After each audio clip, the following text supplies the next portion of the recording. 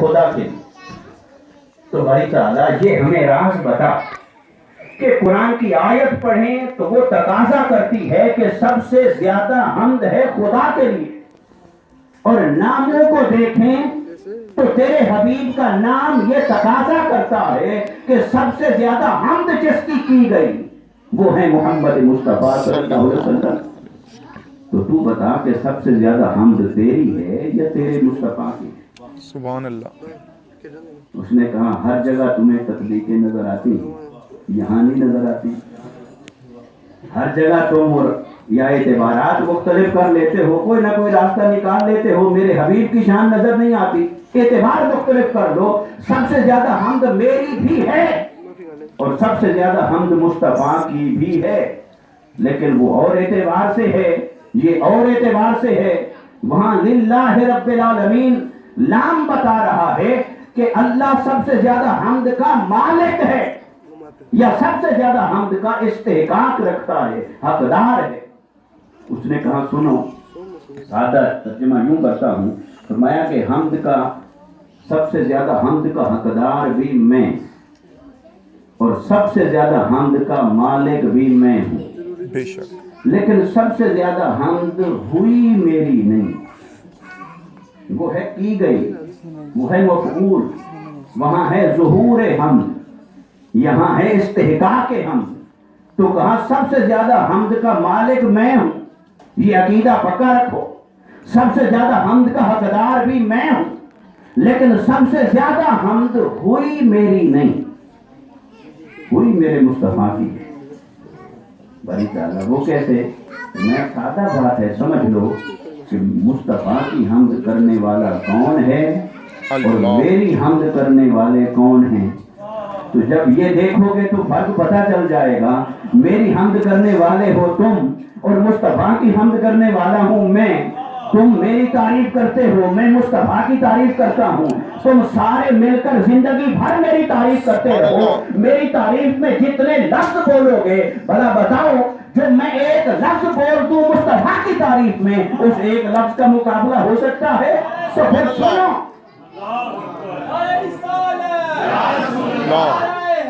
یا علی. تو وہ فرماتا ہے کہ پھر سنو کہ سب سے زیادہ حمد کا حقدار بھی میں ہوں اور سب سے زیادہ حمد کا مالک بھی میں ہوں.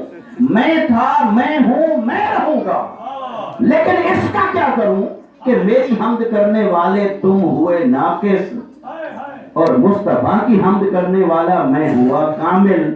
تو جب میں اپنے حبیب کی تعریف میں اگر صرف ایک لفظ ہی کہہ دوں، والضحیٰ واللیل اذا سجا، حبیب کے روشن چہرے کی قسم ہے، تیرے چمکتے ہوئے چہرے کی قسم ہے، تیری پیاری زلف عنبری کی قسم ہے، بتاؤ میرے اسی ایک لفظ کا کوئی مقابلہ کر سکتا ہے؟ اگر میں اپنے حبیب کی شان میں یہ کہہ دوں یاسین والقرآن الحکیم، حبیب آپ کی قسم، آپ کے اس قرآن کی قسم، آپ تو میری ساری کائنات کے سردار ہیں، سارے نبیوں کے سردار ہیں، تو بتاؤ میرے سے ایک لفظ کا کوئی مقابلہ کر سکتا ہے؟ تمہارا قلم کہاں، میرا قلم کہاں، تمہارے لفظ کہاں، میرے لفظ کہاں، تمہارا فعل کہاں، میرا فعل کہاں، تمہاری ذات کہاں، میری ذات کہاں. جب تم میں سے کوئی نہ میری ذات کے برابر، نہ میری صفات کے برابر، نہ میرے افعال کے برابر، نہ میرے کام کے برابر، نہ میرے لفظ کے برابر، تو تم زندگی بھر میری تعریف کرو، میں ایک لفظ بھی مصطفیٰ کی تعریف میں کہہ دوں تو سنو سب سے زیادہ حمد مصطفیٰ کی ہوئی ہے، میری نہیں ہوئی. چہرہ والضحیٰ. رسول اللہ، یا رسول اللہ، یا علی، مرحبا مرحبا مرحبا مرحبا مرحبا مرحبا. چہرہ والضحیٰ. اس نے فرمایا اس کو بھی مانو کہ الحمدللہ رب العالمین، سب سے زیادہ حمد میرے لیے ہے، یہ بھی مانو. اگر نہیں مانو گے تو ایمان نہیں ہوگا. سب سے زیادہ حمد میرے لیے ہے، مالک بھی میں، استحقاق بھی میرا، لیکن سب سے زیادہ حمد کی گئی، وہ کی گئی میری نہیں، کی گئی مصطفیٰ کی. پھر ایک اور اینگل سے دیکھیں، اللہ کی حمد کب سے ہو رہی ہے، کب سے کی جا رہی ہے؟ تو جب سے کوئی حمد کرنے والا پیدا ہوا ہوگا، جب سے کوئی حمد کرنے والا پیدا ہوا ہوگا. اور سب سے پہلے اللہ نے کسے پیدا کیا؟ جس ہستی کا ذکر کرنے کے لیے ہم بیٹھے، سبحان اللہ. تو سب سے پہلے اللہ نے میرے آقا کے نور مبارک کو پیدا فرمایا. سبحان اللہ. تو جب حضور کے نور کو بھی اللہ نے پیدا نہیں فرمایا تھا، کوئی مخلوق بھی نہیں تھی، نہ زمین، نہ آسمان، نہ فرشتے، نہ انسان، نہ عرش، نہ کرسی، نہ لوح، نہ قلم، نہ پہاڑ، نہ جمادات، نہ نباتات، کچھ بھی نہیں تھا. وہ تھا لیکن اور کوئی نہیں تھا. جب اور کوئی نہیں تھا تو اس کی حمد کرنے والے کہاں تھے؟ وہ اس وقت حمد کا مالک بھی تھا، حمد کا حقدار بھی تھا. مالک تب بھی وہی تھا، حقدار تب بھی وہی تھا، لیکن اس کی حمد ہو نہیں رہی تھی کیونکہ اس کی حمد کرنے والا کوئی نہیں تھا. سبحان اللہ. لیکن جب اس کی حمد نہیں ہو رہی تھی، مصطفیٰ کی حمد تب بھی ہو رہی تھی. سبحان اللہ. کیونکہ مصطفیٰ کی تعریف کرنے والا تو خود رب ہے، اور رب تب بھی تھا جب مخلوق میں سے کوئی نہیں تھا. سبحان تو پتہ اللہ. چلا مصطفیٰ کی تعریف اس وقت بھی کی جا رہی تھی جب خدا کی تعریف کرنے والا بھی کوئی نہیں تھا. سبحان اللہ. سبحان اللہ. پھر اسی کا دوسرا امپیکٹ ہے کہ اللہ کی حمد پھر کب تک کی جاتی رہے گی؟ کب تک ہوتی رہے گی؟ جب تک کوئی حمد کرنے والا رہے گا. اور کوئی کب تک رہے گا؟ اس نے فرمایا کل من علیہا فان ویبقى وجہ ربک ذو الجلال والاکرام. فرمایا ہاں ایک وقت آئے گا کہ وقت بھی نہیں رہے گا، سب کچھ فنا ہو جائے گا، کوئی نہیں رہے گا، ہر ایک کو فنا آئے گی، صرف اللہ اور اس کی ذات قائم رہے گی. تو جب اس کی حمد کرنے والا کوئی نہیں رہے گا، وہ تب بھی ہوگا، حمد کا حقدار بھی ہوگا، حمد کا مالک بھی وہی ہوگا، لیکن اس کی حمد کرنے والا کوئی نہیں ہوگا. تو اس لمحے جب لمحہ نہیں ہوگا، اس وقت جب وقت بھی نہیں ہوگا، اس کی حمد نہیں کی جا رہی ہوگی، لیکن مصطفیٰ کی حمد تب بھی ہو رہی ہوگی کیونکہ مصطفیٰ کی حمد اور تعریف کرنے والا خود خدا ہے. سبحان اللہ. سبحان اللہ. اور کوئی کہے یہ معنی کہاں سے نکال لیا؟ ویسے تو بہت دلائل ہیں، لیکن کچھ لوگ ہیں کہ جن کا ایمان حضور کی حدیث پر کم ہے اور امام بخاری پر زیادہ ہے. تو ان لوگوں کے لیے میں بخاری شریف کا حوالہ دیتا ہوں. یہ جو آیت ہے ان اللہ و ملائکتہ یصلون علی النبی، اس آیت کے تحت امام بخاری نے تفسیر میں لکھا کہ اللہ جو صلاۃ بھیجتا ہے وہ کیا ہے؟ جو اللہ نے فرمایا میں صلاۃ بھیجتا رہتا ہوں اپنے حبیب پر، ملائکہ بھی بھیجتے ہیں، ایمان والو تم بھی بھیجو، وہ صلاۃ کیا ہے؟ فرمایا ثناؤہ علیہ عند الملائکہ، اللہ ملائکہ کے سامنے جو اپنے حبیب کی ثنا بیان کرتا ہے وہی اس کا درود بھیجنا کہلاتا ہے. سبحان اللہ. تو وہ بھیجتا رہتا ہے اور بھیج رہا ہے اور بھیجتا رہے گا. تو جب وہ ثنا کر رہا ہے، وہ تعریف کر رہا ہے اپنے حبیب کی، تو وہ تعریف کر رہا ہے تو اس نے فرمایا حبیب آپ جائیں، آپ کو بھیجتا ہوں، پہلے دن ہی آپ کو نام دوں گا محمد. صلی اللہ علیہ وسلم. 40 سال بعد نہیں، 100 سال بعد نہیں. کہیں ایسا نہ ہو کہ دنیا کہے اچھا یہ جو حضور کو ماننے والے ہیں یہ انہوں نے تعریفیں کر کر کے ان کو محمد بنا دیا ہے. پیدا ہوتے ہی تیرا نام ہوگا محمد، تاکہ دنیا کو پتہ چل جائے لوگوں دیکھو حضور تمہارے تعریف کرنے سے محمد نہیں ہوئے، تمہارے نعتیں پڑھنے سے وہ محمد نہیں ہوئے، تمہارے نعتیں لکھنے سے وہ محمد نہیں ہوئے، تمہارے خطاب واز اور بیان سے وہ محمد نہیں ہوئے، تمہارے حسن بیان کے نتیجے میں وہ محمد نہیں ہوئے، تمہاری محبت اور عقیدت کے نتیجے میں وہ محمد نہیں ہوئے، بلکہ انہیں رب نے محمد بنا کے بھیجا ہے. وہ جس دل سے دھرتی پر آئے ہیں اسی دل سے لائق حمد ہیں، اسی لمحے سے محمد ہیں، کیونکہ وہ تمہاری حمد کے محتاج نہیں، انہیں محمد تو ان کے رب نے بنا کے بھیجا ہے. سبحان اللہ. سبحان اللہ. پھر سب سے زیادہ حمد جس کی گئی تو حمد کا معنی ہے تعریف. تعریف کس پر ہوتی ہے؟ خوبی پر یا خامی پر؟ کسی میں خامی پائی جائے پھر تعریف ہوتی ہے، یا خوبی پائی جائے اور پھر تعریف ہوتی ہے؟ خوبی پہ، اکثر لکھوں پہ، کیونکہ خوبی آج پائی کل جانے پہ، خوبی ہو خامی ہو یہ تو چلتا رہتا ہے، ہاں جی؟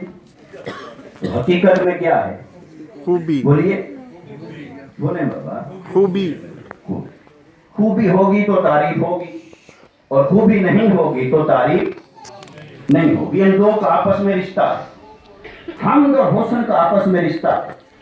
اگر خوبی ہے تو تعریف کا حق بنتا ہے، اگر خوبی پائی جائے اور کوئی تعریف نہ کرے تو یہ دیانتداری نہیں، یہ بخل ہے۔ یہ کیا ہے؟ بخل، اور اگر خوبی نہ ہو اور پھر بھی کوئی تعریفیں کر رہا ہو تو وہ تملک ہے، وہ خوشامد ہے، وہ تعریف نہیں، وہ حمد نہیں۔ حمد اور تعریف کسے کہتے ہیں؟ کہ وہ حقدار بھی ہو اور حمد بھی ہو، یہ دونوں باتیں ہوں تو پھر یہ دیانتداری کا تقاضا ہے۔ خوبی پائی جائے تو تعریف ہوتی ہے، تو خوبی اور تعریف کا آپس میں رشتہ ہے۔ تو اللہ نے فرمایا حبیب آپ ہیں محمد، آپ کی حمد ہے بے بہا، آپ کی تعریف ہے بے شمار، بے شک، آپ کی تعریف ہے سب سے زیادہ، جتنا تعریف آپ کی گئی کائنات میں کسی کی بھی نہیں کی گئی۔ بے شک، سب سے زیادہ حمد تیری کی گئی کیونکہ میں کرتا ہوں، تو سب سے زیادہ حمد تیری کی گئی۔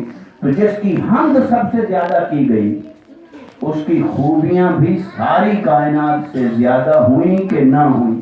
بے شک، بے کیا شک، ایسے ہو سکتا ہے؟ دیکھیں آپ اور میں تو ایسا کر سکتے ہیں کہ آپ میری تعریف کریں اور ممکن ہے آپ کو میری خامیوں کا پتہ نہ ہو، آپ میرا اچھا کتاب سنیں، میری تعریف کر دیں، میری خامیوں کا پتہ نہ ہو، لیکن اللہ سے تو کسی کی کوئی شے چھپی ہوئی نہیں۔ تو اللہ فرما رہا ہے اپنے حبیب کو محمد محمد محمد، جس کا مطلب ہے وہ جو سب سے زیادہ حمد کے لائق ہے، جو سب سے زیادہ تعریف کے لائق ہے، جس کی سب سے زیادہ تعریف کی جا رہی ہے، کی جاتی رہے گی۔ بھائی تعالیٰ تو جب سب جاننے والا ہے تو سب جان کر بھی یہی کہتا ہے کہ سب سے زیادہ تعریف مصطفیٰ کی گئی۔ سبحان اور میں اللہ، ہاں اس لیے کہتا ہوں کہ میں نے جب کوئی عیب رکھا ہی نہیں ہے تو عیب آئے گا کہاں سے؟ سبحان میں نے اللہ، اپنے حبیب میں کوئی خامی رکھی ہی نہیں۔ سبحان میں نے اللہ، اپنے حبیب کو پیکر بنایا ہے تمام صفات کا، پیکر بنایا ہے تمام محامد کا، ان کو پیکر بنایا ہے تمام اوصاف کا، عظمتوں کا، کمالات کا، شان کا، رفعت کا۔ میں نے انہیں علم عطا کیا تو علم میں باکمال بنا دیا، سبحان اختیار اللہ، عطا کیا تو اختیار میں باکمال بنا سبحان دیا، اللہ، انہیں حسن عطا کیا تو حسن میں باکمال بنایا، انہیں جمال عطا کیا تو جمال میں باکمال بنایا، انہیں ہدایت کا پیکر بنایا تو اس شان میں یکتا بنا دیا۔ میں نے اپنے حبیب کو ہر شان میں ایسی عظمتوں کا مالک بنا دیا ہے کہ عیب اور خامی کا تو میرے حبیب کے دامن سے کوئی رشتہ ہی نہیں، لہذا وہ قابل تعریف ہے، اس کی تعریف ہو رہی ہے۔ جس کی تعریف خدا کرتا ہے اب کوئی اس میں عیب تلاش کرے تو وہ اسے اپنے ایمان سے پوچھنا چاہیے خدا کو بھی مانتا ہے یا نہیں مانتا ہے۔ سبحان اللہ، سبحان اللہ، جو حضور میں کوئی خامی تلاش کرے تو پھر اسے تو اپنے ایمان سے پوچھنا چاہیے۔ خدا جسے کہتا ہے محمد وہ کہتا ہے یہ عیب ہے، خدا جسے کہتا ہے محمد وہ کہے یہ خامی ہے، وہ کہے علم کم تھا، وہ کہے گھر کے بارے میں پتہ نہیں تھا، وہ کہے دیوار کے پیچھے کی خبر نہیں تھی۔ تو اگر خامی حضور میں تلاش کرے گا تو وہ خامی حضور میں نہیں، پھر تیرے ایمان میں ہے، تیرے اپنے عقیدے میں ہے۔ حضور کو تو رب نے بے عیب بنایا ہے اور جسے بے عیب بنایا ہے اسی کا نام اس نے محمد رکھا۔ صلی اللہ علیہ وآلہ وسلم۔ پھر کوئی کہنے والا کہہ سکتا ہے، وہ کہے کہ یہ نام پہ اللہ نے تو نہیں رکھا، نام تو آپ کے دادا حضرت عبد المطلب نے رکھا، اور جب نام رکھا تو وہ تو زمانہ فطرت تھا، تو کون سا وہ ہدایت نازل ہوئی تھی؟ اس دور میں تو لوگوں کو یہ پتہ نہیں تھا کہ سجدہ اللہ کے علاوہ کسی اور کو کرنا ہے کہ نہیں۔ جس دور میں لوگوں نے 360 بت بنا کے اللہ کے گھر میں رکھے ہوئے تھے انہیں سجدے کا پتہ نہیں تھا، تو حمد کی سمجھ کہاں سے ہوتی؟ تو ایک دادے نے پوتے کی محبت میں نام رکھ دیا محمد، اس سے آپ دلیل پکڑ رہے ہیں، یہ کہاں سے بات آ گئی؟ ہم کہیں گے آؤ کتاب الاسامی کو اٹھائیے اور دیکھیے حدیثوں کے اندر، بخاری میں، مسلم میں، دیگر میں، جس کے نام میں کوئی عیب ہوتا تھا میرے آقا اسے کلمہ پڑھاتے، اس کا نام بدلتے۔ بے شک، جس کے نام میں کفر کا معنی ہوتا، शिर्क का माना होता, उसका नाम बदल देते। तो चलो 40 साल तक दुनिया कहती रही मोहम्मद मोहम्मद मोहम्मद। तो जब जिब्राइल आया पहली वही लेकर और अल्हम्दुलिल्लाह रब्बिल आलमीन की आयत लेकर, तब तो फिर बनता था कि कहाँ जाएगा हबीब, सबसे ज्यादा हम्द तो है मेरी, तो पहले अपना नाम तब्दील करें फिर लोगों को मेरी हम्द सिखाएं। क्या अल्लाह ने कोई ऐसी आयत उतारी, क्या नाम तब्दील फरमाया? बल्कि कुरान में उसने खुद अपने हबीब को मोहम्मद फरमाया है।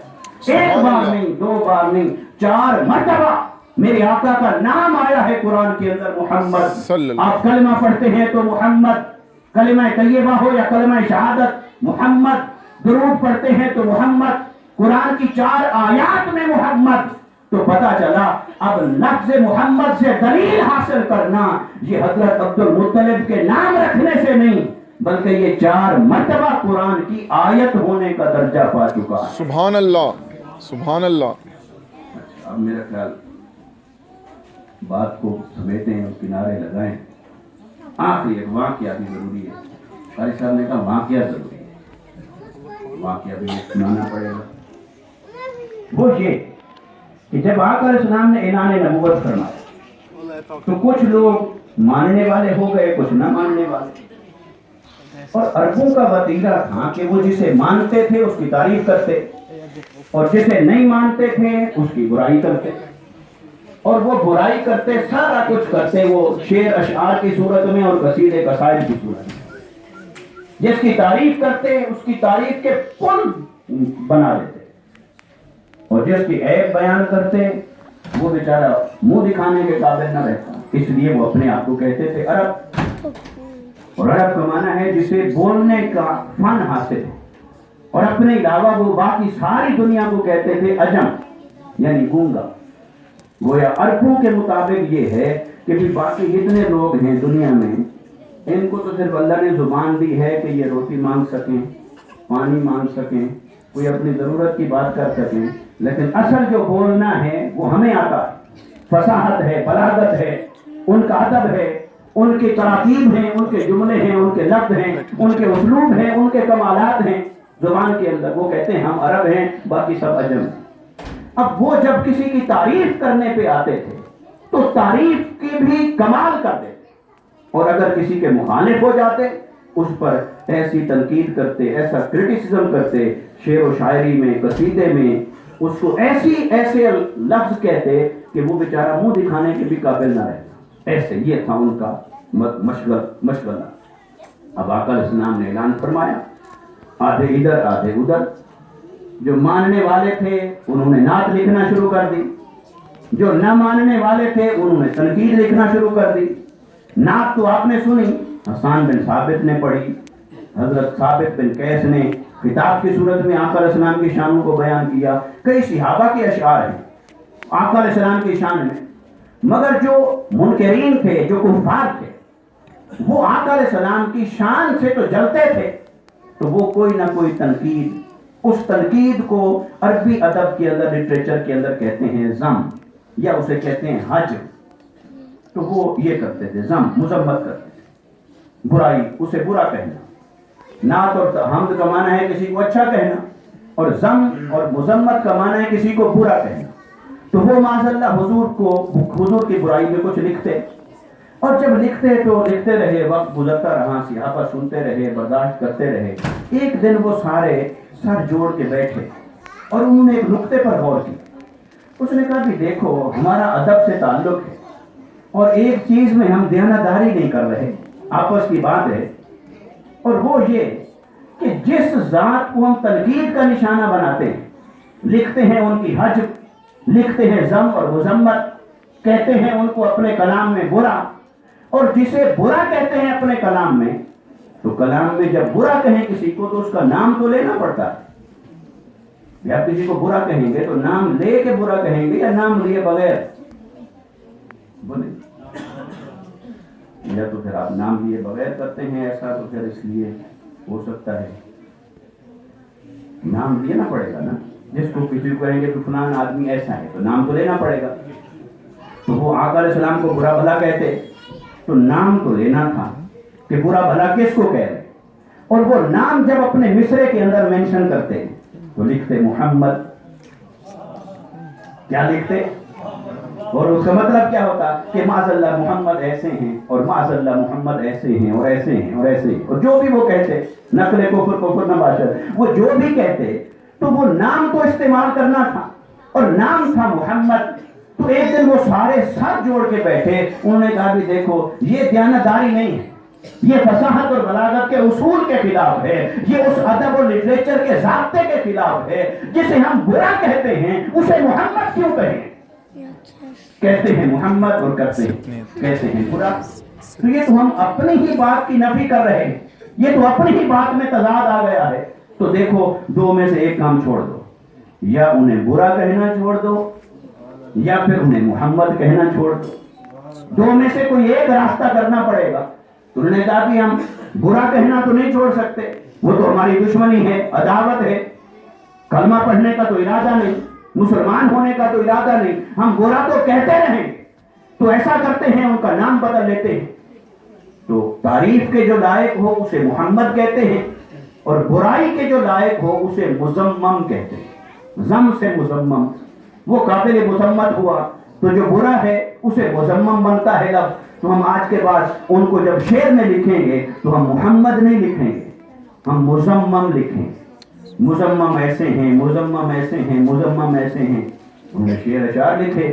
صحابہ کو پتہ چلا، حضور کی بارگاہ میں آئے، عرض کی آقا اب تو حد ہو گئی ہے، پہلے تو چلو وہ برا بھلا کہتے تھے مگر آپ کا نام تو سیدھا لیتے تھے، تو اب تو وہ نام ہی بگاڑتے ہیں اور نام ہی بگاڑ کے اپنے اشعار بیان کرتے ہیں. تو اب تو حد ہو گئی ہے، اب ہمیں آپ کوئی رہنمائی دیں، ہمارا تو خون کھولتا ہے. میرے آقا نے صحابہ کے جذبات کو سنا اور دیکھا اور مصطفیٰ کے لبوں پر مسکراہٹ مچل گئی. میرے آقا اللہ کے اس انعام پر، اس احسان پر میرے آقا نے ان کو بتایا، کہا کہ دیکھو میرا رب کتنا مجھ سے محبت کرتا ہے، میرے رب نے اب کیسے ان کے شر سے مجھے نکال لیا ہے. اب وہ کسی مذمم کو برا بھلا لکھتے رہیں گے اور وہ مذمم میں تو ہوں نہیں. وہ مذمم کون ہے؟ وہ جو ہوگا وہ اسی کو برا بھلا کہہ رہے ہیں. میرا نام تو مذمم نہیں ہے، میرا نام تو رب نے محمد لکھا ہے اور محمد بنا کے بھیجا ہے. اب وہ کسی مذمم کو گالی دیتے رہیں گے اور مجھے رب نے ان کی گالیوں کے شر سے نکال دیا ہے. مجھے تو رب نے محمد بنا کے بھیجا ہے، مجھے تو رب نے محمد بنا کے بھیجا ہے، مجھے تو رب نے محمد بنا کے بھیجا ہے. سبحان اللہ. تو یہاں سے ہمیں پیغام کیا ملا؟ پیغام یہ ملا کہ اگر محمد صلی اللہ علیہ وسلم کو مانتے ہو پھر یہ نہیں کہنا کہ یہ کمی ہے، یہ خامی ہے، یہ عیب ہے، کیونکہ وہ تو پھر نام کے ساتھ ہی اس کا کانفلکٹ آتا ہے. تو جب نام کو ہی آپ نہیں مانیں گے تو ایمان کہاں سے آئے گا؟ ایمان تو آقا علیہ السلام کی اوصاف اور صفات کو ماننے سے حاصل ہوتا ہے. تو یہاں سے اللہ نے ایک لکیر کھینچ کر کھرے اور کھوٹے کو الگ الگ کر دیا ہے. فرمایا حبیب حتی یمیز الخبیث من الطیب، میں پاک اور ناپاک کو الگ کر دوں گا، تیرے عاشق اور تنقید کرنے والے منکر کو الگ الگ کر دوں گا، عاشقوں کو اور سب میں کھڑا کروں گا، منکرین کو اور سب میں کھڑا کروں گا. میں نے تیرا نام ہی ایسا بنایا ہے جو تجھے محمد کہے، اپنی زبان سے محمد کہے کر اگر کہے گا کہ دیوار کے پیچھے کی خبر نہیں، وہی اس کا علم اس پر لعنت بھیجے گا. کچھ تو سوچ پہلے. کہتا ہے محمد اور کہتا ہے کہ یہ خامی ہے، کہتا ہے محمد اور کہتا ہے کہ یہ کمی ہے، کہتا ہے محمد اور کہتا ہے کہ یہ عیب ہے.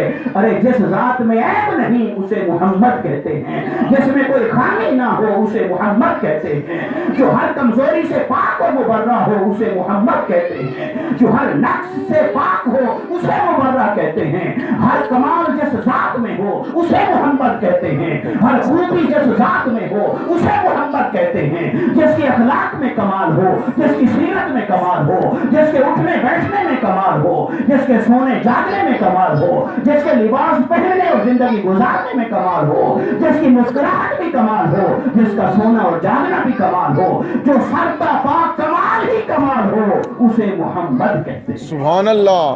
سبحان اللہ. ایمان کا تقاضا یہ ہے کہ جب حضور کو مان لیا محمد، پھر زبان کھلے تو تعریف میں کھلے. بس تنقید میں نہیں کھل سکتی. اگر تنقید اور عیب جوئی کے اندر زبان کھلے تو پھر سمجھو کہ وہ محمد ہی نہیں مانتا. میرے آقا کو اللہ نے ایسا نام عطا کیا تو جس نام میں اتنے کمال ہیں اس ذات میں کتنے کمال ہوں گے. ہم ذات کے کمال کو جان نہیں سکتے. ہم تو ہو گئے لفظوں والے, اور لفظوں والوں کو لفظوں کا پتہ, تو حال والوں کو حال کا پتہ. تو ہم نے تو صرف لفظ کی بات کی ہے کہ اس لفظ کو اللہ نے کتنا باکمال بنایا ہے. تو یہ تو لفظ ہے, اور جن اللہ والوں کی اور جن عاشقوں کی نگاہ دیکھتی ہے حسن مصطفیٰ کو, اگلی بات تو پھر وہی جانتے ہیں کہ وہ ذات کتنا باکمال ہے, وہ حسن کتنا باکمال ہے, ان کا ظاہر کتنا باکمال ہے, ان کا باطن کتنا باکمال ہے. دوستو آؤ, آج کے اس پرفتن دور کے اندر اگر ہم اپنا ایمان بچانا چاہتے ہیں, اس کا ایک ہی راستہ ہے, حضور کی ذات سے عشق کیا جائے, حضور کی ذات سے محبت کی جائے, حضور کی ذات کے ساتھ والہانہ عقیدت اور والہانہ نسبت اور تعلق رکھا جائے. ایسا تعلق جو صحابہ کا جہاں سے ہمیں پتہ چلتا ہے, ویسا تعلق کہ وہ ہر شے میں دیکھتے تھے کہ دیکھو حلال ہے کہ حرام ہے, جائز ہے کہ جائز نہیں, کہیں لکھا ہے کہ کہیں لکھا نہیں. لیکن جب حضور کی محبت, عشق اور ادب کی بات آتی تھی, وہ نہیں دیکھتے تھے کہیں لکھا ہے یا نہیں. حضور کے ادب میں سب کچھ کرنا وہ اسے جائز سمجھتے تھے. حضور کی محبت میں ہر حد سے گزر جانا اسے وہ جائز سمجھتے تھے. جب حضرت عثمان غنی کو کہا مکہ والوں نے آپ طواف کر لیں, آپ کو اجازت ہے, تو انہوں نے کہا میں نہیں کرتا. کیوں کہا؟ کیا کہیں لکھا ہوا تھا قرآن میں اور حدیث میں کہ حضور کے بغیر طواف کرنا جائز نہیں؟ آج آپ اور میں نہیں کرتے, اس دور میں اور صحابہ نہیں کرتے تھے, اور حضور نے جن کو بھیجا خود حج میں بھیجا, اور آپ آخری حج میں تشریف فرما ہوئے, انہوں نے طواف نہیں کیے. مگر جب دشمن کو جواب دینا تھا تو عثمان غنی کا عشق بول اٹھا, مجھے طواف کعبہ کی دعوت دینے والوں, تم ہمارے ایمان کو کیا سمجھے ہو؟ ہمارا ایمان اس کعبے کے غلاف سے جڑا ہے؟ نہیں, ہمارا ایمان تو محمد مصطفیٰ سے جڑا ہے. ہمارا ایمان محمد مصطفیٰ کی ذات سے جڑا ہے. یہی حضرت عثمان غنی کا, حضرت صدیق اکبر کا, حضرت عمر بن خطاب کا, حضرت مولا کائنات کا, صحابہ کا عشق ہی یہی تھا سارا.